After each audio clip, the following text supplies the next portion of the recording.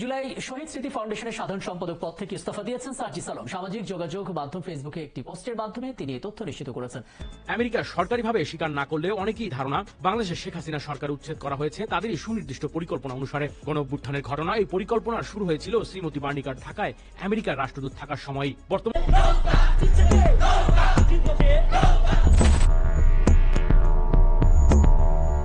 ট্রাম্পকে দেশ চালাতে সহযোগিতা করবেন একাধিক ভারতীয় বংশোদ্ভূত। চলুন দেখে নেই ট্রাম্প সরকারের ভারতীয় কারা। ডোনাল্ড ট্রাম্প ক্ষমতা নেওয়ার পর বাংলাদেশে কি হতে যাচ্ছে? কেউ বলছেন কিছুই হবে না, কেউ বলছেন ফিরবেন শেখ হাসিনা, কেউ আবার বলছেন আর কিছু না হলেও ত্বরান্বিত হবে নির্বাচনের গতি। কিন্তু জুলাই শহীদ স্মৃতি ফাউন্ডেশনের সাধারণ সম্পাদক পদ থেকে ইস্তফা দিয়েছেন সার্জিস আলম। সামাজিক যোগাযোগ মাধ্যম ফেসবুকে একটি পোস্টের মাধ্যমে তিনি তথ্য নিশ্চিত করেছেন। সার্জিস জানান, এখন থেকে এক্সিকিউটিভ কমিটি পুরো অফিসের সার্বিক বিষয় পরিচালনার দায়িত্ব পালন করবে। চিফ এক্সিকিউটিভ অফিসার সেখানে অফিসের প্রধান হিসেবে দায়িত্ব পালন করবেন। বর্তমানে মীর মাহবুব রহমান স্নিগ্ধ সিইও হিসেবে দায়িত্ব পালন করছেন। তিনি আরো জানান, এই ফাউন্ডেশনের গতি ত্বরান্বিত করার জন্য ফাউন্ডেশনের গঠনতন্ত্র, কাঠামো এবং কাজের প্রক্রিয়াতে পরিবর্তন আনা হয়েছে। বাইডেন সরকার বাংলাদেশ নীতির প্রধান পরিকল্পনাকারী হিসেবে পরিচিত মার্শা বার্নিকাটকে বিদেশ দপ্তর পদ ছাড়ার নির্দেশ দিয়ে আমেরিকার নতুন প্রেসিডেন্ট ডোনাল্ড ট্রাম্প বিশেষ বার্তা দিয়েছে বলে মনে করছেন কূটনীতিকদের একাংশ। আমেরিকা সরকারিভাবে স্বীকার না করলেও অনেকেই ধারণা বাংলাদেশে শেখ হাসিনা সরকার উচ্ছেদ করা হয়েছে তাদেরই সুনির্দিষ্ট পরিকল্পনা অনুসারে। গণঅভ্যুত্থানের ঘটনা এই পরিকল্পনা শুরু হয়েছিল শ্রীমতী বার্নিকার ঢাকায় আমেরিকার রাষ্ট্রদূত থাকার সময়ই। বর্তমানে তিনি আমেরিকার বিদেশ দপ্তরের ডিরেক্টর জেনারেল। রয়টার্সের তরফে জানানো হয়েছে, সম্প্রতি বার্নিকাট সহ আমেরিকার বিদেশ দপ্তরে গুরুত্বপূর্ণ 3 কর্তাকে ইস্তফা দিতে বলেছেন ট্রাম্পের শিবির। এই 3 কর্তাই পেশাদার কূটনীতিক, রিপাবলিকান ও ডেমোক্রেট 2 আমলেই দায়িত্বে থেকেছেন। তাদের বদলে পছন্দের রাজনৈতিক লোককে বসাতে সম্ভবত এদের সরে যেতে বলা হয়েছে। কিন্তু বার্নিকাটকে সরানোর সিদ্ধান্ত ট্রাম্প শিবিরের বার্তা হিসেবে দেখছেন ওয়াকিবহল মহল। এর আগে ভোটের মুখে দেয়ালের শুভেচ্ছা বার্তায় ট্রাম্প বাংলাদেশে ইউনূসের অন্তর্বর্তী সরকারের আমলে সংখ্যালঘুদের উপর নির্যাতনের নিন্দা করেন। একই সঙ্গে বাংলাদেশের নীতির সমালোচনা করে ট্রাম্প বলেছিলেন, বাকি সব দেশের মতো এই দেশের নীতিও ব্যর্থ হয়েছে বাইডেন সরকারের। এরপরে শপথ নেওয়ার কয়েকদিন আগে বাংলাদেশ নীতির প্রধান পরিকল্পনাকারীকে সরিয়ে দেওয়ার সিদ্ধান্ত ইঙ্গিতবাহী বলে মনে করা হচ্ছে। এদিকে সোমবারের দিকে তাকিয়ে গোটা বাংলাদেশ।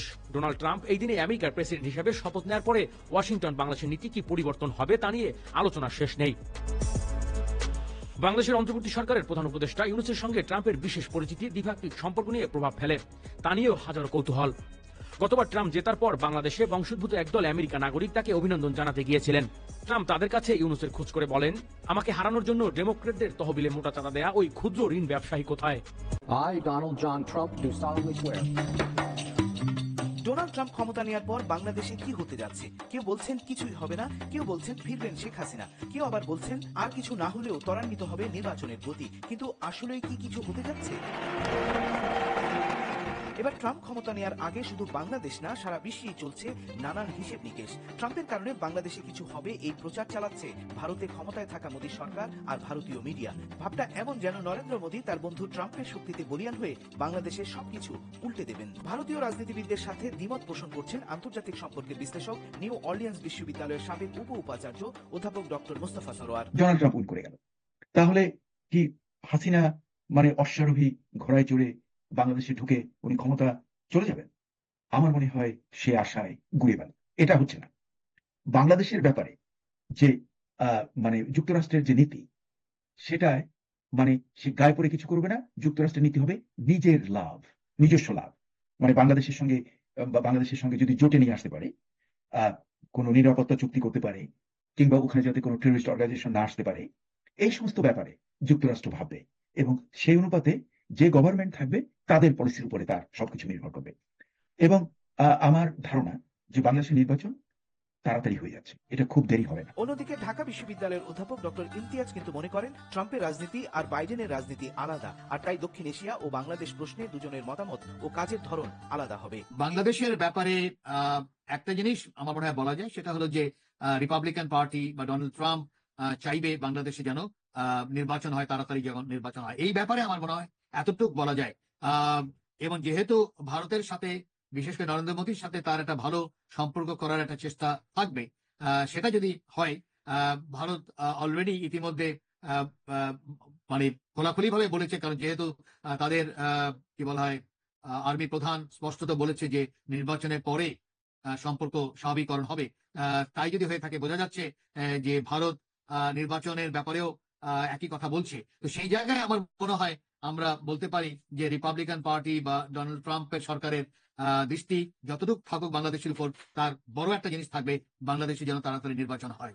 ডক্টর ইমতিয়াজের সাথে অনেকটাই একমত মার্কিন যুক্তরাষ্ট্রে থাকা আরেক অধ্যাপক ডক্টর দেলোয়ার আরিফের। তিনি মনে করেন বর্তমান সরকারের প্রধান উপদেষ্টা ডক্টর ইউনূসের সাথে ডোনাল্ড ট্রাম্পের সম্পর্ক বাইডেনের মতো উষ্ণ নয়। এই ব্যক্তিগত সম্পর্কের ছাপ পড়তে পারে বাংলাদেশ আমেরিকা সম্পর্কেও। তার সাথে ট্রাম্পের উপর নরেন্দ্র মোদীর প্রভাব রয়েছে, যার প্রতিফলনও দেখা যেতে পারে বাংলাদেশে। ডোনাল্ড ট্রাম্পের ক্ষেত্রে পলিসি একটু চেঞ্জ হবে এবং নভেম্বরের 3 তারিখে উনি যে টুইটটা করেছিল, টুইটটা কিন্তু এমনি এমনি হয় না। এখানে অনেক লবিস্ট কাজ করেছে, যে ইন্ডিয়ান লবি, এবং হচ্ছে তারা ওকে ব্রিফ করেছে। তুমি জানো যে সিআইএ হচ্ছে বিভিন্ন দেশে আমেরিকার ইন্টারেস্টে দেখে। সিআইএর যে প্রধান, অর্থাৎ ন্যাশনাল সিকিউরিটি এজেন্সি যেটা, ওইটার যে প্রধান হবে, যিনি ওভারসি করবে সিআইএ, এফবিআই, এভরিথিং, তুলসী গেবার্ড, উনি হচ্ছে ইসকনের একটা বড় দেবজি, মানে ভক্ত। ইসকনের আমরা জানি যে ইসকনের যে চিন্ময় প্রভু, উনি কারাগারে আছেন, তো তাদের লবি তো কাজ করে। Tulsi Gabbard already she is inform. তো ডোনাল্ড ট্রাম্প আসার পর বাংলাদেশের ক্ষেত্রে পলিসির ক্ষেত্রে অনেক অনেক চেঞ্জ হবে, আমেরিকার যে দৃষ্টিপাত, এবং হচ্ছে যে একটা যে সুনজর যেটা বর্তমান অন্তর্বর্তীকালীন সরকারের প্রতি বাইডেন প্রশাসন ছিল, এটা ডেফিনেটলি উঠে যাবে। এবং আমরা যে জিনিসটা বোঝাতে চাই ডোনাল্ড ট্রাম্প ওইরকম করে কনভিন্স হওয়ার কথা না। কিন্তু ঢাকা বিশ্ববিদ্যালয়ের আন্তর্জাতিক সম্পর্কের অধ্যাপক ডক্টর এম শাহিদুজ্জামান মনে করেন সম্পর্ক ভালো বা খারাপ সেটি বিষয় নয়, বরং ডক্টর ইউনূস থাকায় ট্রাম্পের লাভই হবে। ট্রাম্প ইউনূস সাহেবকে আরো বেশি সমাদর করবে এজন্য যে ইউনূস ব্যক্তি নয়, ইউনূস হচ্ছে পুঁজিবাদের সহনশীলতা, পুঁজিবাদের মানবিক দিকটা তুলে ধরার সবচেয়ে শক্তিশালী উপাদান হচ্ছে ইউনূস। ট্রাম্প একজন কট্টর পুঁজিবাদী। ট্রাম্প নিজেকে ওয়েলফেয়ার স্টেটের ধারণায় প্রজেক্ট করতে চায়, এবং সে ইউনূসের মুখ থেকে শুনতে চাইবে যে সে একজন দায়িত্বশীল মানবতাবাদী প্রেসিডেন্ট। বাংলাদেশে কে ক্ষমতায় আসবে তা নির্ধারণ করবে বাংলাদেশের জনগণ। সে বিষয়ে খুব বেশি মতপার্থক্য নেই আন্তর্জাতিক সম্পর্ক বিশ্লেষকদের। খুব দ্রুত সময়ের মধ্যে বাংলাদেশের জনগণ একটি সুষ্ঠু নির্বাচন দেখতে চায়, এবং এই বিষয়ে একই সুরে কথা বলছে ভারত ও যুক্তরাষ্ট্র।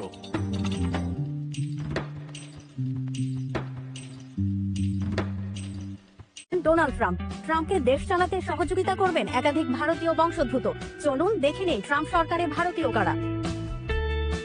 ক্যাশ পাটেল এফবিআই ডিরেক্টর পদে ট্রাম্পের পছন্দ। পুরো নাম কশ্যপ প্রমোদ পাটেল। ক্যাশের গুজরাটি বাবা মা বেড়ে ওঠেন পূর্ব আফ্রিকায়। উগান্ডা থেকে আমেরিকায় পালিয়ে আসেন তারা। কশ্যপের জন্ম অবশ্য নিউ ইয়র্কের গার্ডেন সিটিতে। পেশায় আইনজীবী, ক্যাশের উত্থান প্রথম ট্রাম্প সরকারের আমলে। অতীতে এফবিআই কে দুর্নীতিগ্রস্ত বলে আক্রমণ করেন কশ্যপ। এফবিআই কর্তাদের সরকারি গ্যাংস্টারও বলেন। সেই ক্যাশকেই এফবিআই শীর্ষ পদে নিতে চান ট্রাম্প। গুজরাটি বংশোদ্ভূত এই আমেরিকান কিন্তু রাম মন্দিরের সমর্থক। হারমিত কৌর ধিলো চণ্ডীগড়ে জন্ম। 2 বছর বয়সে অর্থোপেডিক সার্জন বাবার হাত ধরে আমেরিকায় চলে আসা। Assistant attorney general for civil rights পদে ট্রাম্পের মনোনয়ন শিখ আইনজীবী। মানবাধিকার নিয়ে বরাবর সরব হারমিত। 2020-21 সালে ভারতের কৃষক আন্দোলনে সমর্থন করেন তিনি। দিল্লির সিংহ ও গাজীকর সীমানায় আন্দোলনরত কৃষকদের ওপর পুলিশি জুলুমেরও প্রতিবাদ করেন হারমিত। শ্রীরামকৃষ্ণ তিনি হোয়াইট হাউসের কৃত্রিম বুদ্ধিমত্তা বিষয়ক পলিসি অ্যাডভাইজার। চেন্নাইয়ের ছেলের পড়াশোনা তামিলনাড়ুর ইঞ্জিনিয়ারিং কলেজে। 2005 সালে আমেরিকায় বসবাস করা শুরু করেন তিনি। ফেসবুক এক্স এর প্রাক্তন কর্মী, সিলিকন ভ্যালিতে ইলন মাস্কের ঘনিষ্ঠ বলেই পরিচিত। জয় ভট্টাচার্য কলকাতার জয় ভট্টাচার্যের হাতে আমেরিকার স্বাস্থ্যের ভার তুলে দিতে চান Trump. Director of national institutes of health পদে ট্রাম্পের পছন্দ জয় ভট্টাচার্য। উচ্চশিক্ষার জন্য আমেরিকায় আসা জয় স্ট্যানফোর্ড বিশ্ববিদ্যালয় থেকে অর্থনীতিতে স্নাতক ও স্নাতকোত্তর, মেডিসিনে ডক্টরেট করার পর অর্থনীতিতে আরেকটা পিএইচডি। কোভিডের সময় লকডাউন আর গণহারে মাস্ক পরার বিরোধী ছিলেন জয়। তার হার্ট ইমিউনিটির তত্ত্বকে অনৈতিক ও অসম্ভব বলে সমালোচনা করেন ওয়ার্ল্ড হেলথ অর্গানাইজেশনের ডিরেক্টর জেনারেল। উষা ভ্যান্স সরকারে নেই, কিন্তু আমেরিকার ভাইস প্রেসিডেন্টের স্ত্রী তিনি। উষা যুক্তরাষ্ট্রের প্রথম ভারতীয় বংশোদ্ভূত সেকেন্ড লেডি। জেডি ভ্যান্সের স্ত্রী উষার জন্ম সান দিয়েগোর